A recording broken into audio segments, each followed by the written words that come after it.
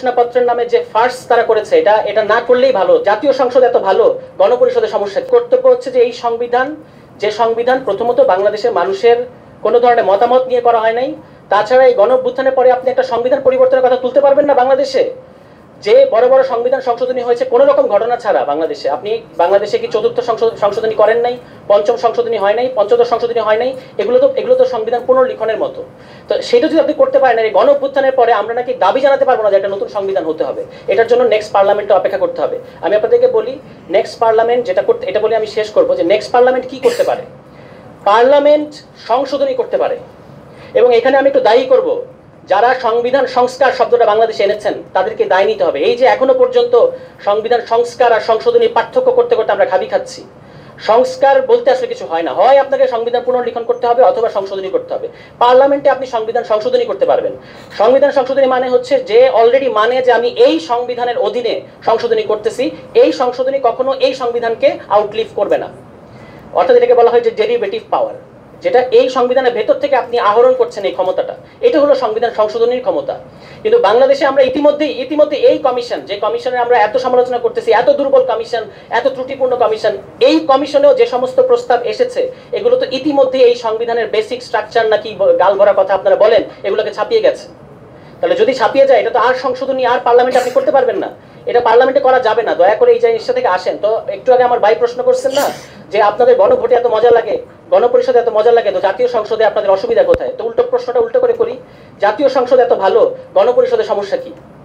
গণপরিষদ তো নির্বাচন। এবার আপনারা বলেন যে জাতীয়, এবং দেখেন কি কাণ্ডটা করেছেন ওনারা, একটা বলতেছেন যে জাতীয় নির্বাচন আর একটা হচ্ছে গণপরিষদ নির্বাচন। আরে ভাই, গণপরিষদ নির্বাচন তো জাতীয় নির্বাচন। বাংলাদেশে 70 সালের যে নির্বাচন হচ্ছে এটা কি জাতীয় নির্বাচন না? আপনার দেশে যদি এমন পরিস্থিতি আসে যখন আপনাকে সংবিধানের মেজর পরিবর্তন করতে হবে, আবার আপনাকে সরকারও পরিচালনা করতে হবে, তখন এই গণপরিষদের মতো একটা পরিস্থিতি তৈরি করতে হয়। তো গণপরিষদে আমি জিজ্ঞেস করতেছি, একটু পরে আমাদের প্রিয় মাহাদি আমিন ভাই কথা বলবেন, তো মানে জাতীয় সংসদ নির্বাচনে যদি আমাদের সমস্যা না থাকে, তাহলে গণপরিষদ নির্বাচনের সমস্যা কোথায়? যারা জাতীয় সংসদ নির্বাচনে সংখ্যাগরিষ্ঠতা পাবে, তারা কেন গণপরিষদে পাবে না? একটু বুঝিয়ে বলেন, আমি তো একটু বুঝতে চাই। আর গণভোটের সমস্যা কি? আমরা প্রিসাইজলি শহীদ প্রেসিডেন্ট জিয়াউর রহমানের লাইন ফলো করছি, এটা আমাদেরকে করতে দিচ্ছেন না কেন? উনি তো গণভোট করেছেন। উনি তো 1978 সালের 17 এপ্রিল একটা দ্বিতীয় সংবিধান, কি বলে এটাকে, সামরিক ফরমান, একদম নোট করেন আপনারা যারা যারা পরবর্তীতে আমাকে চ্যালেঞ্জ করতে চান। 1978 সালের 17 এপ্রিল দ্বিতীয় সামরিক ফরমানের দ্বাদশ সংশোধনীর মধ্যে উনি বলেছেন যে নেক্সট যে ইলেকশন হবে, এই ইলেকশন হবে একই সাথে কনস্টিটিউয়েন্ট অ্যাসেম্বলি ইলেকশন এবং পার্লামেন্ট ইলেকশন। এই কথাটা উনি বলেছেন। আজকে আমরা বললে আমাদেরকে শুনতে হয় যে এটা আপনারা কোথায় পাইছেন? এটা আমরা শহীদ প্রেসিডেন্ট জিয়াউর রহমানের কাছ থেকে পেয়েছি, এটা আমরা বিএনপির ইতিহাস থেকে পেয়েছি। দুর্ভাগ্যজনক ব্যাপার হচ্ছে আজকে বিএনপির ওই ইতিহাসটা মানতে চাচ্ছে না বা স্বীকার করতে চাচ্ছে না। এখন আপনি আমাকে প্রশ্ন করতে পারেন যে ওই কথা যদি শহীদ প্রেসিডেন্ট জিয়াউর রহমান বলে থাকেন, ওটা কিন্তু একটা গ্যাজেটেড, ভাইরা, ওটা একটা গ্যাজেটেড ফরমান, সুতরাং এটাকে আপনি অস্বীকার করতে পারবেন না, পার্ট অফ আওয়ার হিস্ট্রি। প্রশ্ন হচ্ছে উনি পরে করলেন না কেন?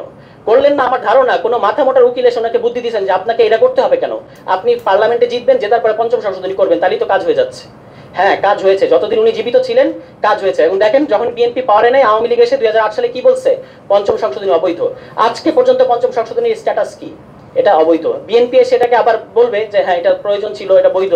কিন্তু এই যে সংশোধনীর এই খেলাটা, আপনার কাছে পাওয়ার থাকলে আপনি সংশোধনী করবেন, আরেকজন এসে বলবে অবৈধ, আবার আরেকজন এসে সংবিধান ত্রয়োদশ সংশোধনী বাতিল করলো, আবার পঞ্চদশ সংশোধনী হয়েছে, আবার পঞ্চদশ সংশোধনীকে আপনি বাতিল করতেছেন। এই খেলাটা থেকে আমরা বেরোতে চাচ্ছি। এই কারণেই সংবিধানের মেজর রিফর্মের প্রশ্নে দয়া করে আমাদেরকে পার্লামেন্ট দেখায়েন না।